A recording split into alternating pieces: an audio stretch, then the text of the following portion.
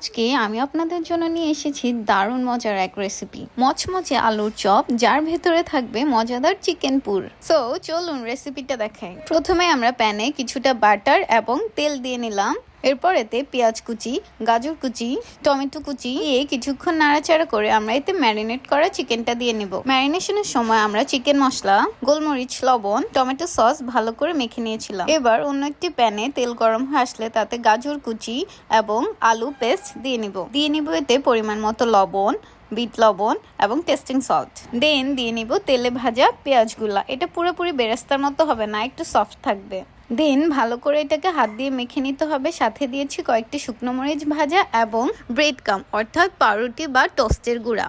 দেন এগুলোকে আমরা গোল গোল শেপ করে এর ভেতরে চিকেনের পুরটা দিয়ে এর মুখটা বন্ধ করে একে ডিমের ব্যাটারে চুবিয়ে পাউরুটি বা বিস্কিটের গুঁড়া অর্থাৎ ব্রেড কামে কোট করে নিয়ে গরম তেলে ভেজে নিব। এভাবে সবগুলো চপ বানিয়ে তেলে ভালো করে ভেজে নিব। অবশ্যই মৃদু আঁচে ভাজতে হবে, তাহলে এটা ক্রিস্পি হবে এবং খেতে অনেক মজাদার হবে। এখন আপনারা আমাকে বলুন এই ভিডিওটা কেমন লাগলো। অবশ্যই ট্রাই করে দেখবেন, আর ট্রাই করলে অবশ্যই আমাকে কমেন্ট করে জানাবেন। এরকম আরো মজার রান্নার রেসিপি পেতে পেজটা অবশ্যই ফলো করবেন।